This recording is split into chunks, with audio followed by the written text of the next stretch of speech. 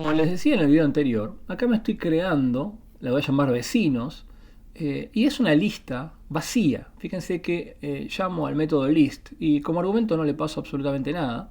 Esto lo que me genera es una lista vacía, donde voy a ir guardando para cada departamento en este caso 1000 índices de los vecinos más cercanos a ese departamento que estoy analizando en ese punto. O sea, lo que voy a hacer es recorrer y va a elegir cada uno de los n departamentos y me voy a parar en términos generales en el departamento iésimo, y cuando pueda determinar cuáles son los cuando son los 1000 departamentos más cercanos al departamento iésimo, sus índices, eso quiere decir su posición en la base de datos, la voy a guardar adentro de el elemento que le corresponde en la lista. Pero fíjense cómo lo hago. Yo podría generar una lista que ya tenga 1000 elementos. Sin embargo, no, en este caso en particular, genero una lista vacía. Porque con las listas yo puedo hacer lo siguiente. Miren, yo puedo armar una lista. ¿Sí? Que en principio esta lista esté vacía. Y después puedo, se llama asignación dinámica. Puedo, perdón, no con llaves, sino con corchetes, puedo decirle, vamos, perdón, puedo decirle, ahora sí, se me estaba retomando, que el primer elemento sea, no sé, por ejemplo, un character. Entonces si ahora miro cómo es lista, el primer elemento es un string, un character. Y ahora puedo, por ejemplo, por supuesto llenar el lugar 2, pero mírense, por ejemplo, si asigno automáticamente el lugar 3 de la lista, no sé, con un número, un numérico, un 5. ¿Qué va a tener lista ahora? Y lista va a tener 3 elementos. El primero, que le puse un string A, el tercero, que le puse el número 5, pero fíjense que tengo el segundo, que automáticamente lo lleno en 0. Este tipo de asignación se lo llama asignación dinámica, y es particularmente útil cuando a veces yo tengo que generar estructuras que de antemano no sé cuál es la dimensión de las mismas. Entonces, en este caso podría haber generado una estructura fija, como lo hice con este vector,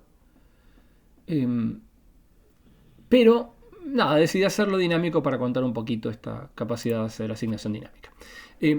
La pregunta sería, ¿por qué acá definí un vector y acá no defino un vector? ¿Por qué no me sirve un vector? O, claro, ustedes dirán, no, me sirve un vector porque acá yo tuve que guardar, acá voy a querer guardar un solo número para cada departamento, ¿no? El precio por metro cuadrado mediano. En tanto que acá voy a querer guardar los muchos números, que son los índices de los 1000 vecinos más cercanos. Yo podría haber generado una matriz, ¿no? Yo podría generar una matriz que tenga n filas, n grandes filas de largo, y que tenga de ancho 1000, en este caso 1000 columnas de ancho, y haber puesto en cada uno los 1000 vecinos más cercanos. Pero, ¿qué hubiera pasado si hubiera querido optar por una opción distinta, por ejemplo? Viene esta otra variante de este problema, que es, en vez de, como estoy haciendo ahora, dada una cantidad de vecinos para cada departamento, tomar los n deptos más cercanos, ¿qué pasa si hubiera querido hacer lo que llamé acá opción 1? Que es, dado un radio en metros o en kilómetros, buscar para cada departamento, o sea, una cierta latitud y longitud fija, tomar los departamentos que caen dentro de ese radio. En esta otra opción, la cantidad de departamentos más cercanos a un departamento dado ya no está fija, ¿no? Porque es de esperar que en zonas más menos densas de la ciudad, o al menos visto desde esta base de datos, que tiene menos departamentos por unidad de superficie, cuando yo tengo un radio fijo en kilómetros, caigan menos departamentos. Y una zona más densa, no sé, pongamos por caso Belgrano, caigan para un radio fijo, el mismo radio, una cantidad mucho mayor de departamentos. En ese caso, que sería trabajar con un radio fijo, lo que va a pasar es que para cada iteración de este bucle, yo voy a tener diferentes cantidades de vecinos. Ergo, la estructura de matriz no me va a servir. Y la estructura más general que voy a tener que usar es una lista. Porque ahora sí, en esta lista, como en el ejemplito que les mostré recién, yo puedo guardar, por ejemplo, vamos a hacer ahora otra asignación. En el elemento 2, que me había quedado vacío, yo ahora podría poner, por ejemplo, la secuencia del 1 al 10. Entonces, la lista no tiene ningún problema en albergar estructuras que tengan diferente dimensión. Fíjense, esto tiene una dimensión de tamaño 1, pero esto tiene 10 elementos. Entonces yo podría guardar diferentes cantidades de vecinos más cercanos para cada departamento en la opción 1.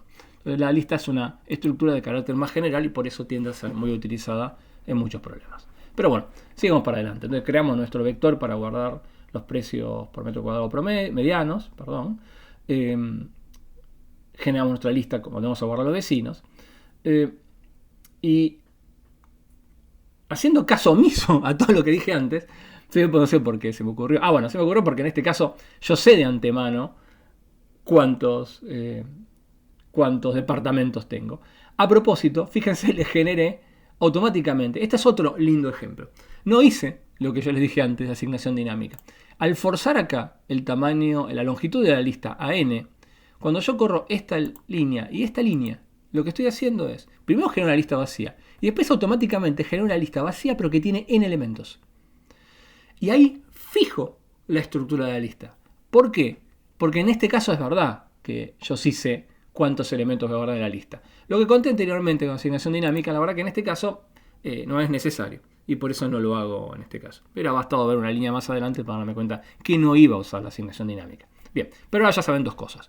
Cómo generar una lista en forma con tamaño fijo, estático, para ir asignando uno por uno cada uno de sus elementos, o cómo hacerlo dinámicamente.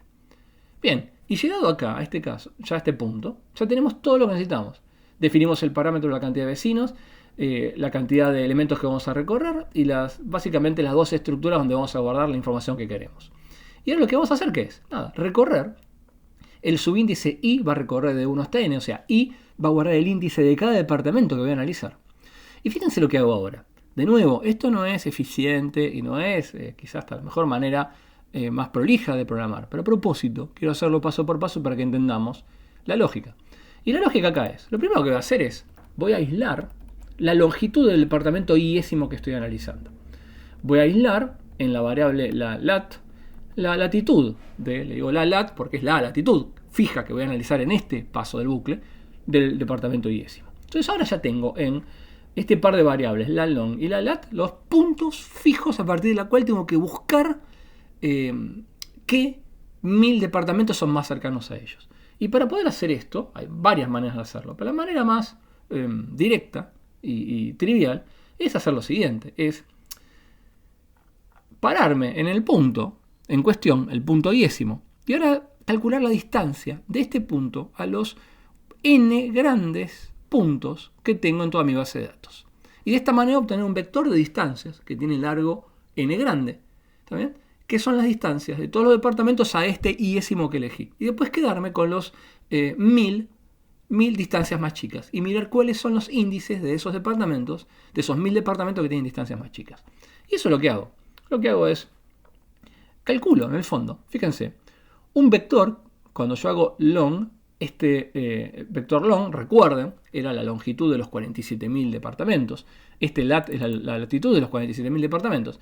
Y cuando automáticamente yo hago long menos la long, esto es la resta entre un vector y un escalar. Pero esto automáticamente, acuérdense, por esta propiedad que tiene R de replicar estructuras, dimensiones de estructuras de la más chica a la más grande para que conforme, esto lo que hace es replicar la longitud de este escalar al mismo largo que tiene este vector. O sea, a este escalar lo vuelve en un vector constante que tiene valor la long en todos sus elementos. Y ahí hace la resta 1 a 1 entre un elemento de long y un elemento de la long. A ver, vamos a ver esto con un ejemplito sencillo. ¿Está bien? Entonces vamos a crear un vector B, que le voy a llamar, ¿está bien? Y va a ser el vector 1 a 10. Acá uno siempre es muy poco original en esto. Y ahora vamos a crear un vector A. Mentira, un vector A no, vamos a crear un elemento A, que se va a llamar 5. Cuando yo hago B, fíjense quién es B y fíjense quién es A. Cuando yo hago B menos 5, y esto es importante, el razonamiento que, perdón, B menos A, para eso lo creé como una variable. ¿Qué es lo que está haciendo R?